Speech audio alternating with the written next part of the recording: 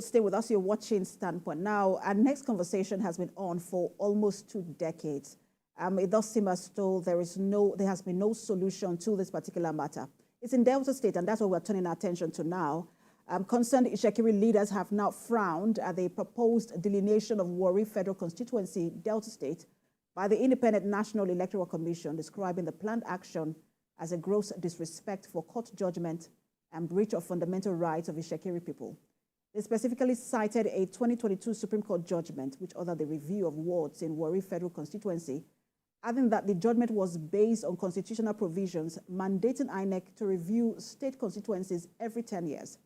Central to the argument was the contention over the ward structure in Warri South constituencies 1 and 2. They alleged that INEC had maintained an illegal ward structure for over 2 decades, despite court rulings declaring it unconstitutional. Now, we have representatives from that community with us. We're joining us to discuss this are 2 gentlemen. One of them is the Agogo of Warri Kingdom, which is the mouthpiece of Warri Kingdom. He's Chief Ario Robinson. He's also a lawyer. Good to have you join us. Good afternoon, and it's a pleasure to be with you. Thanks for having me. And so we have a member of the Niger Delta Civil Society Coalition, Comrade Ameti Ogbonna. Good to have you join us. Thank you. God bless TVC.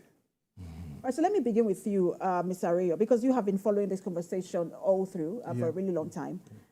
Give us, in a very, very brief and concise way, give us like an overview, because I'm sure lots of people do not know that such a matter even exists in the first place. So give us like an overview of it. It's, for want of words, it's a textbook example of election rigging. When you talk about election... That's a very strong allegation. I will substantiate it. You see, election is a process. It's a relay.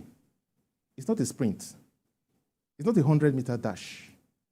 You see, when you talk about election, everything you do that leads to the election is part of the election process. Ranging from the scaffold, the way you calibrate the ward structure, and that is where the concept of gerrymandering, giving rise to our course of action, comes in. Gerrymandering is a process where some politicians who are mischievous try to restructure the legally existing ward in such a way as to favor their interests.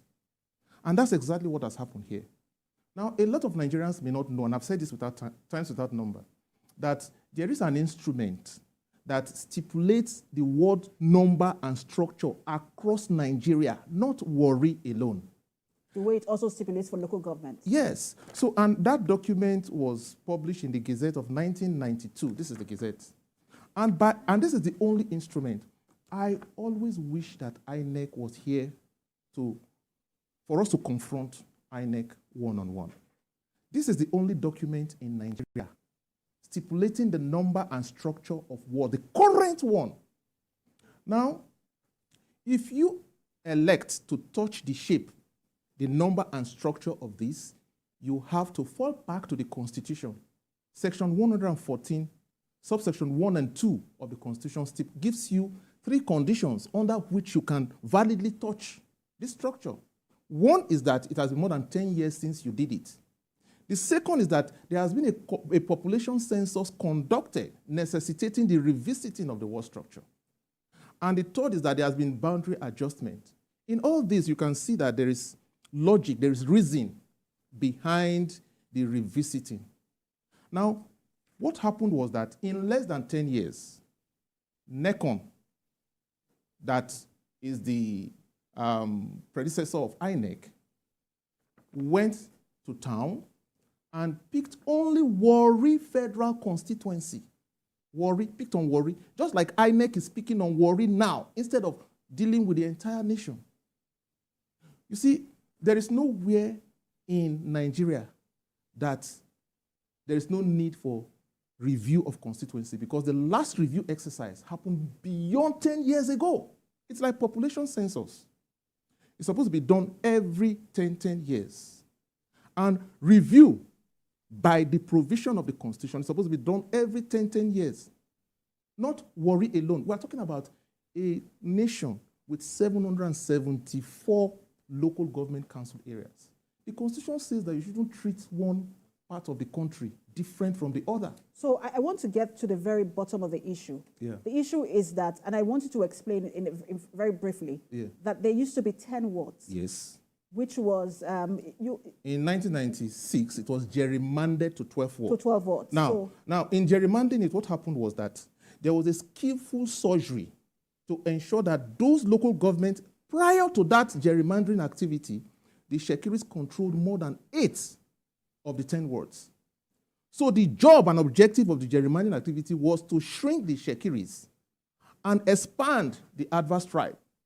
And so when the gerrymandering was done, it now split Warri into 2, 6 wards for the Itsekiris, 6 wards for the Robos. And prior to that point in time... one would say that that's balanced. So what's the challenge? Good. The challenge is this. First of all, it's unconstitutional. Secondly, it is illegal. Balance in what sense? You see, when population... If, for example, you have 400 people in a place and you want to recount them, you cannot manipulate the counting in such a way that you make a particular section decrease and you make another section increase. What kind of nature makes that possible? In other words, when you are counting Lagos, Lagos is shrinking from 3 million to 1.5 million. And when you are counting Kaduna, Kaduna is expanding from 3 million to 10 million. Would you say that is balance?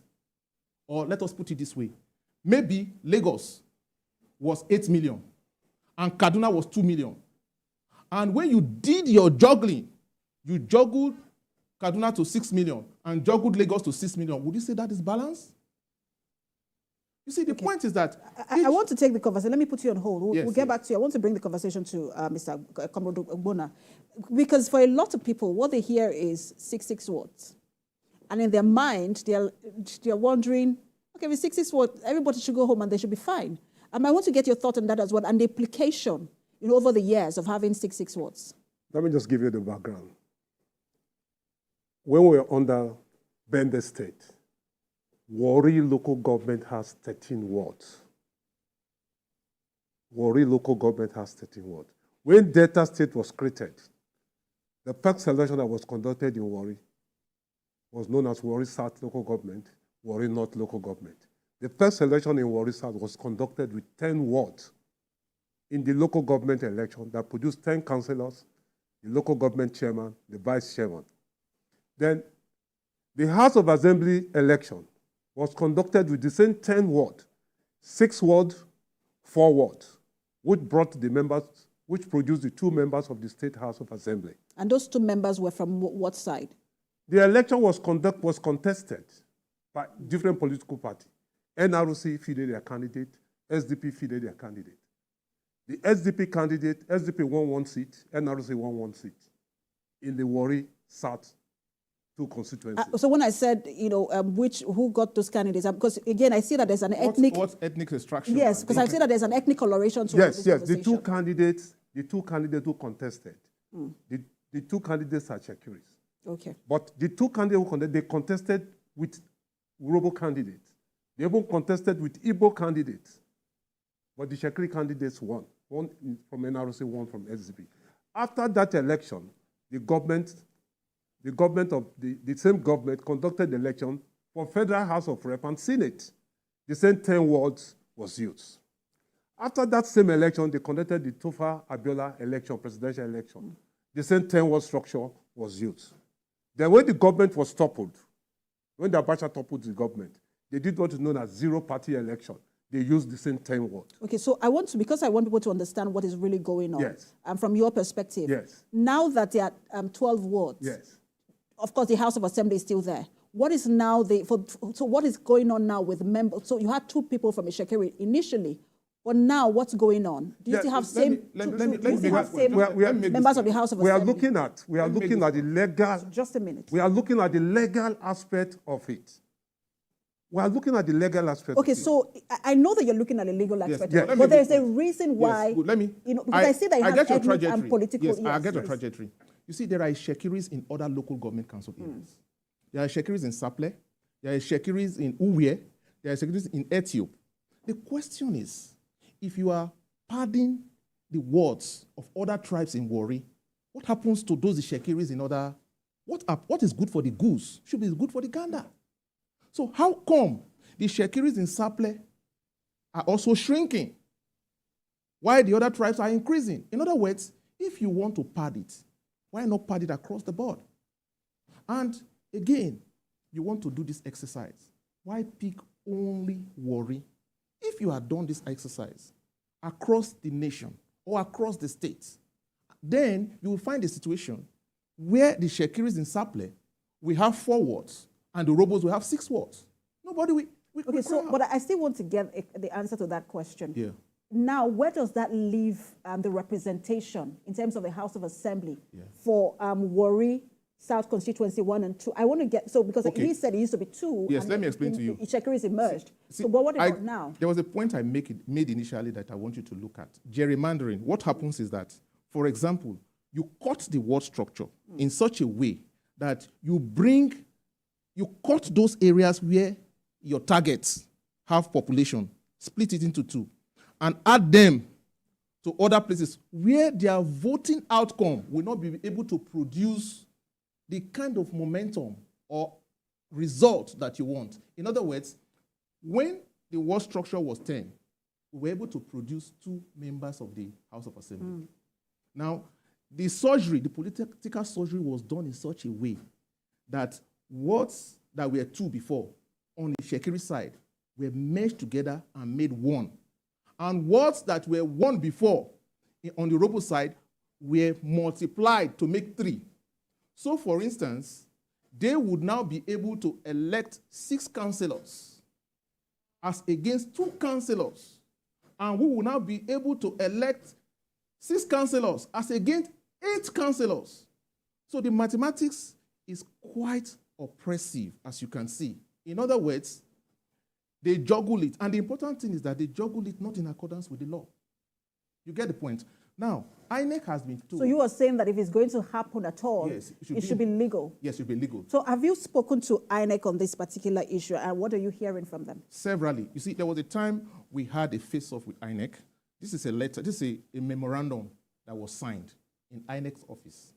Because we have been exceptionally, look at 1997 till date.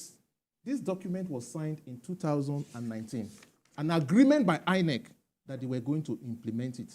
Now, interestingly enough, INEC went on oath in court and stated that they had implemented the judgment on oath. There was a senior officer, an assistant chief executive officer in INEC that said that they were aware of the judgment, and this is a public document, and they had already executed the judgment. Because of that, a judge in Benin gave them 60 days, and here is the order.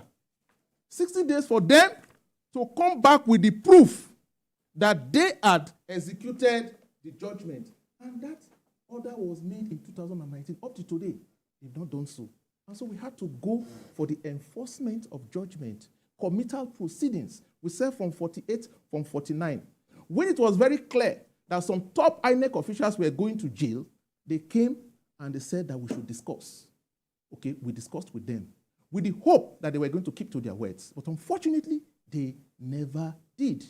Now, when they started this process of meeting with stakeholders, this issue came up again.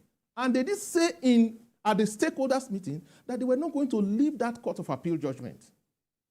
This was a judgment that was entered in 2018, affirming the judgment. Mind you, throughout all this length and breadth, there was never a time where the court was asked to stay execution of the judgment.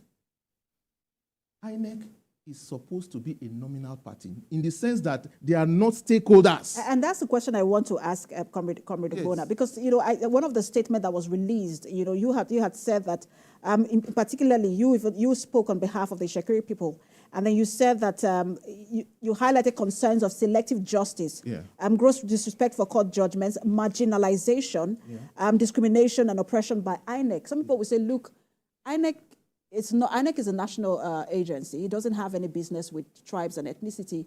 It's only to just conduct elections. What does INEC stand to benefit, in all of this?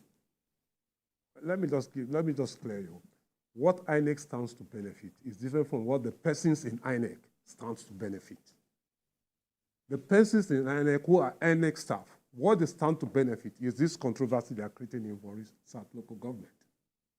Like he had rightly told you, A judgment has been delivered since 2003.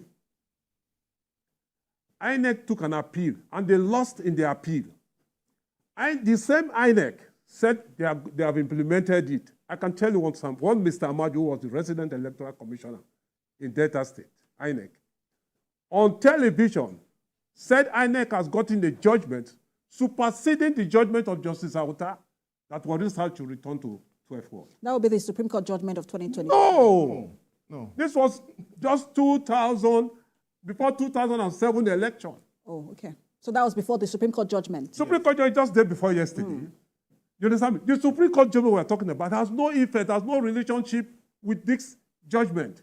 Supreme Court judgment is a matter of delineation. What we are saying from the civil society world, delineation is not meant for a particular federal constituency. Delineation should be done in the 774 local governments.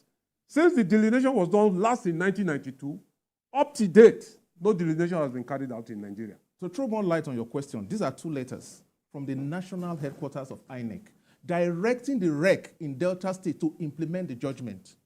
So when you ask, what does INEC stand to benefit? On the one hand, the leadership at the topmost are ordering those at the state level obey the judgment. Those 2 letters were written by the secretary. At the top, again, that's clear now. At the top level is not where the challenge is. Yes. Is at the state level. Exactly. That's what you were complaining about. Exactly. Okay. And those at the state level, this is what they are afraid of. A couple of weeks ago, some military men were killed. They are afraid, they have confessed to us that they are afraid that their offices might be burned down, their personnel might be endangered. The level of arms in the Niger Delta region, can you imagine a situation where private men and women will be able to overpower the military? Military in gunboats. So you can imagine. So INEC is at the state level afraid. At the national level, they've directed that this should be obeyed. But there is a maxim in law because we are operating a state of law, not a state of lawlessness. We have the executive arm, we have the judiciary, okay? And we have the legislative arm. The legislative arm will make the law, the judiciary will interpret it, and the executive will execute it. And the Latin maxim says, fiat justitia rat coelum. Let justice be done, even if the heavens will fall. The truth is that where there is no rule of law, there is rule of force. Where there is rule of force, you can't say you have a country. This country has only one armed forces, and that is the armed forces of the Federal Republic of Nigeria. But unfortunately, in reality, we have private armed forces, people who have enough gun to overrun. I'm sure you've heard the military say, look, anyone who tries that, it is not going to take, it won't be taking that anymore. 18 officers already dead? Well, you saw, you know that the army would have reacted if they wanted to, but I would believe that they are law. I'm not talking about their reaction. So I just don't want to get into that conversation, but I wanted to also bring it to you, because I was speaking with an environmentalist, Colin Sedema, I'm sure you both know him. We're talking about, he was talking about the unfair practices in terms of against the Itsekiri people when it comes to employment, especially by the IOCs. And so for people who are watching again and say, look, it's the Itsekiri people again. This time, first it was unfair practices. Today it is delineation of wards. What exactly is the problem? What would you say to them? Well, what I would say to that is this. The Itsekiris are people in Niger Delta, from Delta State, 3 local governments, Warri South, Warri North, and Warri Southwest. The IO6, let me just open this to you. Gulf Oil Company, not Chevron. No, I'm talking about in terms of the, because it will seem as though, so what I get. Oh, can I get, let me. I want him to answer and I'll come back to you. Because what the sense I get is that there is almost a cry of marginalization. I don't know if I'm getting that right, because on both issues. So for those who say, what are you complaining about? We don't see any issue here. Why does it seem like you're always complaining? I want to give him, then I'll come back to you for conclusion. I want you to respond to that. Yes, the democratic process, they are oppressing us. In terms of human development, we are being oppressed. In terms of social development, we are being oppressed. That is the basic fact. There are records to show for it.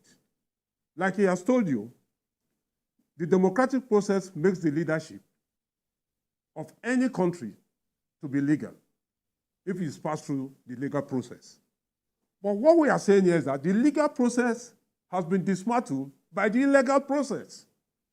And that is the problem we are talking about. If the legal process, which has been maintained right from time till 1997, 1999, imagine the election was conducted in 1999. With 10 what? For you to come over in 2003, that you are going back to 12 what? When was the census, population census carried out? You see, there is. You understand what I'm saying? So you can see the root cause. Like if you go to that judgment, you will see the person that was the director of operation, NECON, INEC, is from a particular tribe that is anti the tribe. There's a universal problem that minorities have, especially minorities that have rich homeland. You see, when it is said that power corrupts, absolute power corrupts absolutely, part of the reasons why people are afraid to belong to the Nigerian state is fear of strangulation by the majority. Now, the Itsekiris are a group of people whose homeland are thickly populated by known tribes.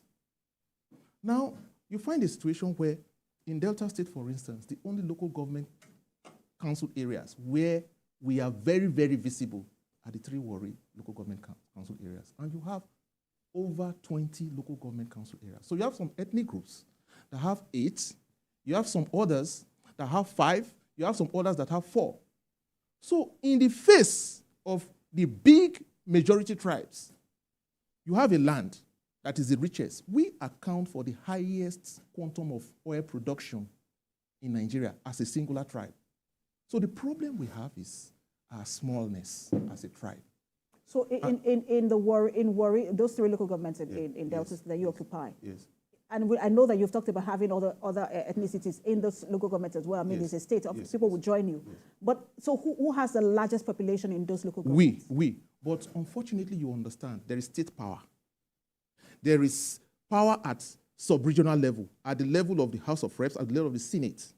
You have a senator who is not from there. In other words, when decisions are being made, eventually, they are being made at a level where our representation is not as significant. For instance, we don't have a single member of Senate in the House of Senate, in the Senate. We are lucky to have one member, just one single member of House of Reps. What impact? For example, we don't have a presence in the Senate, for instance. Then in the House of Reps, what percentage is won over the 300 and something? So what impact can you make? So if we don't have protective laws for minorities, there is that's why we have to cry out. And that's why you're so, and if I get this entire conversation correctly, all of this boils down to representation. Exactly. So you're saying INEC do what you're supposed to do because it impacts on your representation, whether at the state level or at the national level. Exactly. So if you follow the law, there is absolutely no reason. Do you know that if we're a majority tribe, INEC will not dare this? I don't think so, because again, it's not done anywhere. There's no example of such. This is the point. Yes. I don't think so. I think so. You know why I think so? Hold on. It's not happening anywhere. Just hold on. This is why I said that, because he made a statement, and you also said, INEC at the national level. And he said it is not about what INEC stands to benefit. It is about some individuals. So this is, from what I get, let me ask you a question. You have an MD. You have an MD in this establishment. Can you do anything in disobedience of the MD? If the MD does not want to acquiesce, so the MD will control you. I want to give him the headquarters has overriding. They can transfer anybody. So let me get the final word from even as we begin to wind down this conversation. What is the ask now? What do you expect INEC to do, whether at the state level or at the national level? And then if that is not responded to, what is the next move legally? What we want INEC to do is to implement the judgment. The judgment which they lost in Court of Appeal. For them to implement the same judgment which they wrote later. They wrote a letter to their office in Asaba. Please implement this judgment. The suit number is in that letter. Please implement it. This is the judgment. Apart from that, Justice Auta gave out a standing order after the August judgment was delivered. In 2006, I quote Justice Auta, he said, all what you have done is null and void. The only recognized wards in Warri South is the 10 wards. And the 10 wards were listed. Even just last year, Justice Abang listed the same thing, that the 10 ward structure in Warri South is the only legal ward that is backed by law, that is supported by law. So INEC go and do the needful. For like I told you here, the law does not know Itsekiri. The law does not know Robo. The law does not know Yoruba. It does not know Igbo. What we are saying, implement the law, what the judgment says, and you same INEC lost an appeal on that same judgment. The same INEC signed an agreement in 2019 to implement. So I have 30 seconds. I have less than 30 seconds. See, Justice Abank answered your question in this judgment that was delivered in 2023. He said, if INEC flouted the order of court in 2019 elections by conducting elections in 12 nullified electoral wards in Warri, Delta State, that the natural thing to do is to pick up Form 48 and 49 and proceed for the committer of INEC officers. And that we have done. And that means that some people will have Mr. Rio, just also tell you, even as we end this conversation, I hope you know that even in major tribes are also crying marginalization. Well, this kind of a thing has never happened. We do have to leave it there. Everyone is crying marginalization, but we'll continue to follow this conversation. And even with the other conversation we had with colleagues in Denmark, we're also following it to see how it develops and plays out. If we need to have you again, we will have you again. Absolutely, and we're always available to engage with INEC. We want to engage. We want INEC to be on the thank you so much. If they're screaming in my ear that we have to go. The Egogo of Warri Kingdom, Chief Ario Robinson, who is a lawyer as well and a member of the Niger Delta Civil Society Coalition, Comrade Amechi Ogbonna. Thank you so much.